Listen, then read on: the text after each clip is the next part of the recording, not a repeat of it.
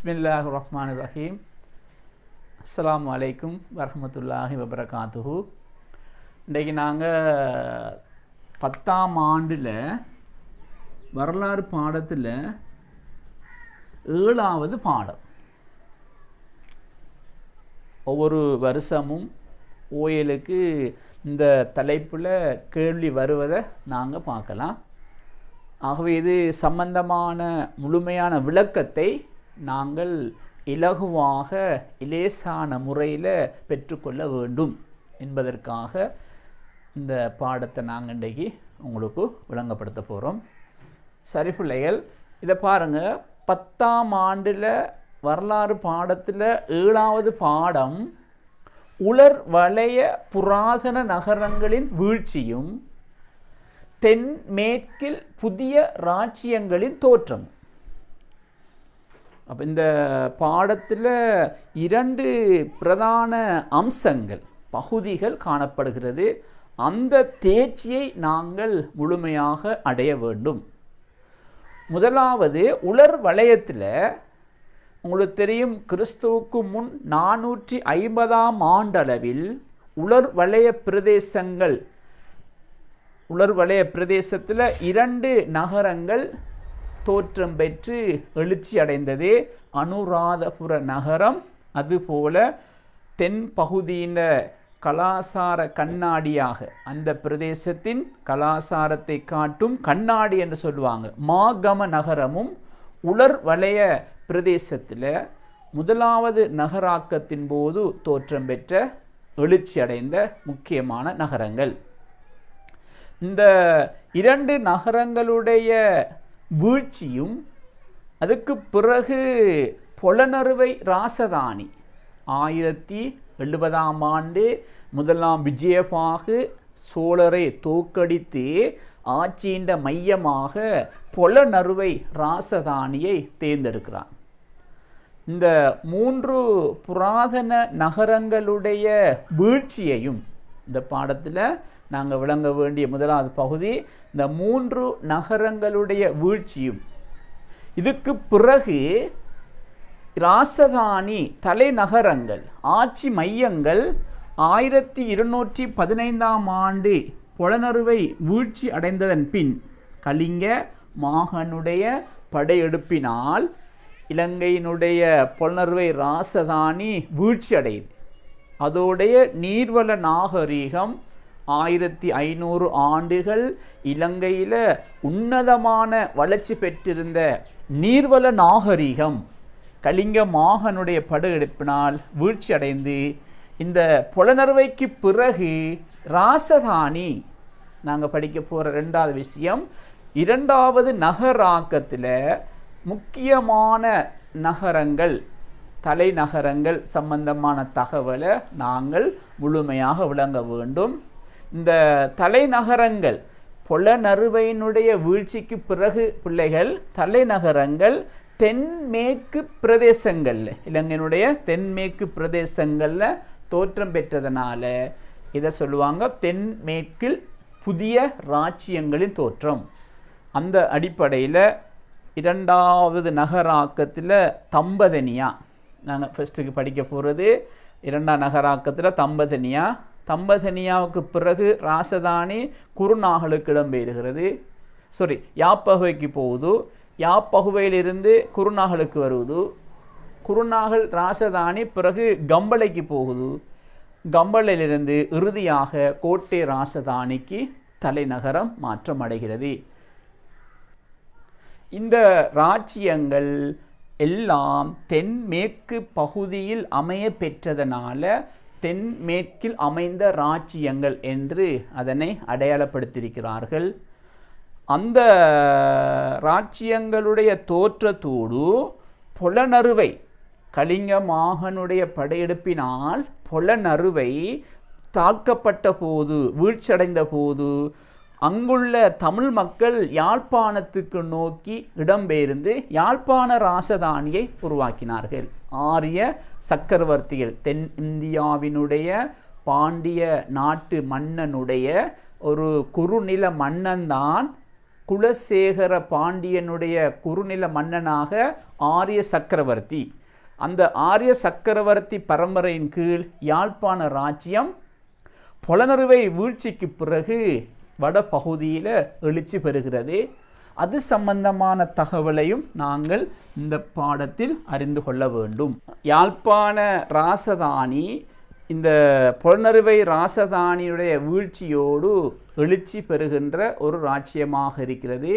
கலிங்க மாகன் 1215 புலனறுவை மீது படையெடுத்து ராசரட்டை நாகரிகம் வீழ்ச்சி அடைஞ்சதுக்கு பிறகு யாழ்ப்பாணம் வட பகுதியில் தோற்றம் பெற்றதைப் போல வன்னியர்களும் இலங்கையினுடைய சில பகுதிகளில் சனத்தொகை குறைந்த பிரதேசங்களில் எழுச்சி அடைந்தார்கள்.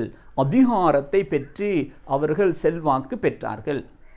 அப்போ அந்த அடிப்படையிலாம் பிள்ளைகள் தற்போதைய வடமேல் மாகாண பிரதேசம், வட மத்திய மாகாண பிரதேசம், கிழக்கு மாகாண பிரதேசம், இந்த பிரதேசங்களில் சனத்தொகை குறைவாக உள்ள பகுதிகளில் அதிகாரம் பெற்ற வன்னியர்கள் பற்றி பூஜாவலிய என்ற நூலில் ஒரு தகவல் வருகிறது. அப்போ அதன் பிரகாரம் கோட்டையில் 6ஆம் பராக்கிரம பாகு ஆட்சி பொறுப்பை ஏற்ற போது வன்னி தலைவர்கள் 18 பேர் இருந்ததாக அந்த கோட்டை கால இலக்கியங்களில் தகவல் வந்திருக்கிறது. அப்போ இப்படியான தகவல்களை உள்ளடக்கித்தான் நாங்கள் 10ஆம் ஆண்டில் 7வது பாடத்தை அறிந்திருக்க வேண்டும், படிக்க வேண்டும் என்ற அடிப்படையில் நாங்கள் இந்த பாடத்தை ஒரே பார்வையில் சுருக்கமாக சொல்லியிருக்கிறோம். சரி பிள்ளைகள், இப்போ இலங்கை வரலாற்றில் முதலாவது நகராக்கத்தில் உலர் வலய பிரதேசத்தில் இந்த 2 நகரங்களும் கிறிஸ்துவுக்கு பின் 450ஆம் ஆண்டளவில் கிறிஸ்துவுக்கு முன் 450ஆம் ஆண்டளவில் நகரம் ஒன்று உருவாவதற்கான சகல வசதிகளையும் கொண்டிருந்தது. இதனால தான் மகாவம்சம் சொல்லுது, ஒரே இரவில் அனுராதபுரத்தை பண்டுகாப்பையினால தலைநகரமாக மாற்ற முடிந்தது. அந்த அளவு நகரங்களுக்குரிய ஒரு நகரத்துக்குரிய சகல அம்சங்களும் நிரம்ப பெற்ற இடமாக இந்த 2 நகரமும் உலர் வலய பிரதேசத்தில் காணப்பட்டது. உங்களுக்கு தெரியும், நகரத்துக்கு தேவையான நாகரிகமான சனத்தொகை இருக்க வேண்டும். அதே மாதிரி பூங்காக்கள் இருக்க வேண்டும், போக்குவரத்து வசதிகள் காணப்பட வேண்டும். அதே மாதிரி சமய கலாசார கட்டிடங்கள் அமைப்புகள் காணப்பட வேண்டும்.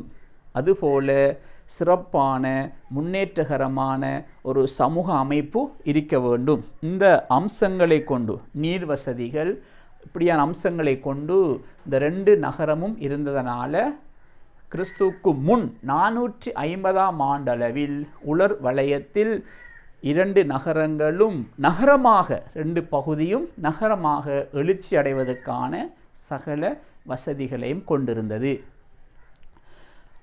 அதுக்கு முன்பு நாங்கள் முன்னைய பாடங்களில் முன் வரலாற்று காலத்தில் கிறிஸ்துவுக்கு முன் 2400 ஆண்டுகளுக்கு முற்பட்ட கால பகுதியில் பிள்ளைகள் நாடோடி வாழ்க்கை வாழ்ந்த மனிதன், அலைந்து திரிந்து உணவை பெற்று வாழ்ந்த மனிதன் நிரந்தரமாக குடியேறி விவசாயம் செய்து மந்தை வளர்ப்பில் ஈடுபட்டு ஒரு முன்னேற்றகரமான வாழ்க்கையை அடைந்தான். அப்போ பிள்ளைகள், நிரந்தரமான குடியேற்றம் என்பது எங்களுக்கு தெரியும், நீண்ட காலம் வாழ்வதற்கு தேவையான வசதிகளை கொண்டிருக்கிறது. அதான் நிரந்தர குடியேற்றம்னு சொல்லுவாங்க. அப்போ நிரந்தரமாக மனிதன் குடியேறி விவசாயம் செய்து மந்தை வளர்ப்பில் ஈடுபட்டு ஒரு முன்னேற்றகரமான வாழ்க்கையை அமைத்து கொண்டதனால கிராமம் உருவாகியது. அப்போ இந்த கிராமப்புறங்கள் படிப்படியாக வளர்ச்சி அடைந்து அந்த கிராமப்புறங்களில் சிறப்பான விவசாயம், சிறந்த நீர் வசதி உள்ள பிரதேசங்களில், வளமான பிரதேசங்களில் விவசாயம் செய்தவர்கள் நல்ல விளைச்சலை பெற்று அவர்கள் சமூகத்தில் ஒரு பணக்கார வர்க்கமாக மிகை உற்பத்தி அவங்கள்ட்ட காணப்பட்டதுனால, வருஷத்துக்கு தேவையான நுகர்வு போக மிகை உற்பத்தி சிறந்த விளைச்சலை பெற்றவர்களுக்கு கிடைச்சதுனால அந்த மிகை உற்பத்தியை கொண்டிருந்தவர்கள் அதை விற்று ஏற்றுமதி செய்து வருமானத்தை பெற்று கொண்டார்கள். அப்போ இந்த அடிப்படையில் கிராமப்புறங்களில்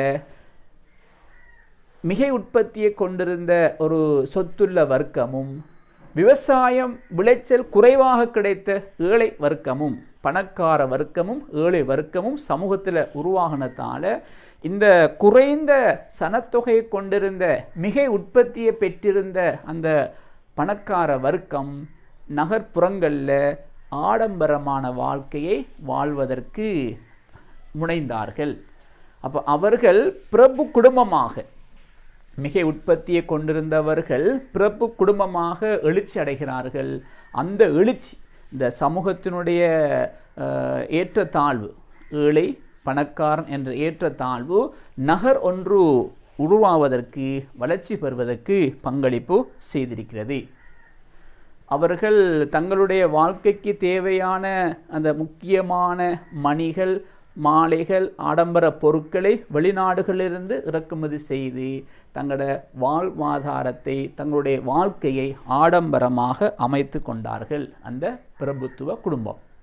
அப்போ இந்த வெளிநாட்டு தொடர்பினால் வெளிநாட்டு வர்த்தகம் இலங்கையில் இந்து சமுத்திர பகுதியில் பிள்ளைகள் முன்னேற்றகரமாக அமைந்திருந்தது.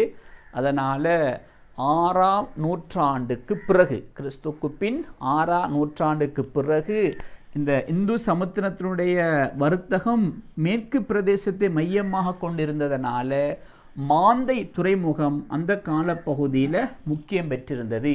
அதனால் அனுராதபுரத்தினுடைய காலப்பகுதியில் வெளிநாட்டு வர்த்தகத்தின் மிக முக்கியமான துறைமுகமாக இந்த மாந்தை துறைமுகம் எழுச்சி அடைந்ததை நாங்கள் காணக்கூடியதாக இருக்கிறது. இப்படி அந்த கிராமம் உருவாகி அது இன்னும் வளர்ச்சி அடைந்து, வெளிநாட்டு வர்த்தகத்தின் மூலமாக வளர்ச்சி அடைந்து நகரமாக மாறினதால நகர் பகுதிக்குரிய அம்சங்கள், நான் ஏற்கனவே சொன்ன மாதிரி நீர்ப்பாசன தொழில்நுட்பம், உலோக கைத்தொழில், பொருளாதாரத்தில் தன்னிறைவு அடைந்திருந்தமை, இப்படியான போக்குவரத்து பகுதி சிறப்பாக இருந்தது, நீர் வசதிகள் காணப்பட்டது, கட்டிடங்கள் அமைய பெற்றமை, இத்தகைய நகர்ப்புறத்துக்கு தேவையான சகல அம்சங்களும் கொண்டதாக அனுராதபுரமும் மாகமையும் கிறிஸ்துவுக்கு முன் 450 தலைநகரமாக மாற்றம் அடைவதற்கான ஒரு வாய்ப்பை, சந்தர்ப்பத்தை கொடுத்தது.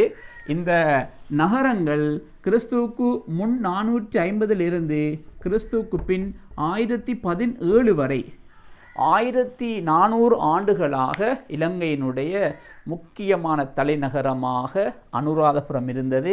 இந்த காலப்பகுதியில் ஏற்கனவே நான் சொன்ன மாதிரி தென் பகுதி மக்களுடைய அந்த பிரதேசத்தினுடைய கலாச்சாரத்தை காட்டும் கண்ணாடியாக மாகம நகரமும் எழுச்சி பெற்றிருந்ததை நாங்கள் சொல்ல வேண்டும். அனுராதபுர நகரம் 1017ஆம் ஆண்டு முதலாம் ராஜேந்திர சோழன், சோழ நாட்டு மன்னன் முதலாம் ராஜேந்திர சோழனுடைய படையெடுப்பினால கடைசி மன்னனாக 5ஆம் மகிந்தன் இருக்கிறான். அந்த 5ஆம் மகிந்தனுடைய காலத்தில் சோழ படையெடுப்புக்கு அனுராதபுரம் உள்ளாகி வீழ்ச்சி அடைகிறது. சோழர்கள் இலங்கையை கைப்பற்றி புலனறுவையை மையமாக வைத்து தங்களுடைய ஆட்சியை நிறுவினார்கள். இந்த புலனறுவையில் சோழர்கள் ஆட்சியை முறியடித்து முதலாம் விஜயபாகு, ருகுணூர் ராச்சியத்தில் எழுச்சி பெற்ற மாகமையில் எழுச்சி அடைந்த முதலாம் விஜயபாகு சோழருக்கு எதிரான போராட்டத்தை முன்னெடுத்து இலங்கையை ஒரே குடையங்கில் ஆட்சி செய்கின்ற மன்னனாக வாரான். அப்போ அந்த அடிப்படையில் முதலாம் விஜயபாகு புலனறுவையை தனது ஆட்சியின் மையமாக ஆரம்பிக்கின்றான். அதனோட புலனறுவையும் எங்களோட உலர் வலய பிரதேசத்தில் புராத நகரத்தில் முதலாம் நகராக்கத்தில் முக்கியம் பெறுகின்ற ஒரு இடமாக மாறுகிறது. அப்போ முதலாம் விஜயபார காலத்தில் இந்து சமுத்திரத்தினுடைய பொருளாதார வர்த்தக செயற்பாடு கிழக்கு பிரதேசத்தை மையமாக வைத்து நடைபெற்றது. முதலாம் விஜயபாகு பொலனறுவைக்கு அண்மையில் உள்ள இந்த போகர்ண துறைமுகத்துக்கு அண்மையில் உள்ள பொலனறுவையை இலங்கையினுடைய தலைநகரமாக ஆட்சியின் மத்திய நிலையமாக முதலாம் விஜயபாகு மாற்றி அமைத்தார். ஏனென்று சொன்னால் கிழக்கு வர்த்தகத்தினுடைய லாபங்களை இலங்கை அடைய வேண்டும். இதன் மூலமாக இலங்கைக்கு ஏற்படுகின்ற எதிர்ப்புகளை, வெளிநாட்டு படையெடுப்புகளை இலகுவாக முறியடிக்க வேண்டும் என்ற நோக்கத்தோடு, தூர நோக்கத்தோடு முதலாம் விஜயபாகு செயற்பட்டதன் காரணமாக பொலனறுவையை தன்னுடைய ஆட்சியின் மையமாக தேர்ந்தெடுத்தான். அப்ப பொலனறுவை 1070ஆம் ஆண்டு சோழர்களுடைய ஆட்சியிலிருந்து விடுவிக்கப்பட்டு ஆட்சியின் மையமாக தேர்ந்தெடுக்கப்பட்டு 1215 வரை கலிங்க மாகனுடைய படையெடுப்பு நடைபெற்று பொலனறுவை வீழ்ச்சி அடையும் வரை ஒரு சிறந்த ஆட்சி மையமாக இந்த பொலனறுவை திகழ்ந்தது. முதலாம் விஜயபாகு சிறந்த ஆட்சியை செய்துட்டு இறந்து போறான். அவனுக்கு பிறகு ஏற்பட்ட அரசியல் குழப்பம் இலங்கை பல பகுதிகளாக பிரிவதற்கு காரணமாக மாறுது. ருகுணுரட்டை, அதே மாதிரி தக்கின தேசம், ராசரட்டை என்று இலங்கை பிரிவதற்கு அவனுக்கு பிறகு ஏற்பட்ட அரசியல் குழப்பம் காரணமாக இருந்தது. இந்த குழப்பத்தை முறியடித்து மீண்டும் பொலனறுவையினுடைய முதலாம் பராக்கிரமபாகு நாட்டை ஒன்றுபடுத்தினார். முதலாம் பராக்கிரமபாகு 1186ஆம் ஆண்டு இறந்ததுக்கு பிறகு கலிங்க மாகனுடைய படையெடுப்பு நடைபெறும் வரை 1215 வரை 29 வருட கால பகுதியில பொலனறுவையில 12 மன்னர்கள் ஆட்சி அதிகாரத்தை செலுத்தியிருக்கிறார்கள். அந்த மன்னர்களில் 9 வருட ஆட்சியை செய்த நிசங்க மல்ல மன்னனுடைய ஆட்சி தான் ஒரு சிறந்த ஆட்சியாக இருந்தது.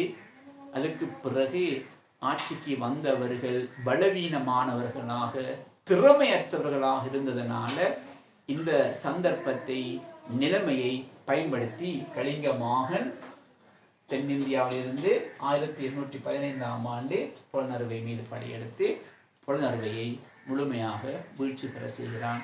அதனோடு சுமார் 1500 ஆண்டுகள் இலங்கையினுடைய நீர்வள நாகரிகம் நிலைத்திருந்தது. அந்த நீர்வள நாகரிகம் முழுமையாக வீழ்ச்சி அடைகிறது.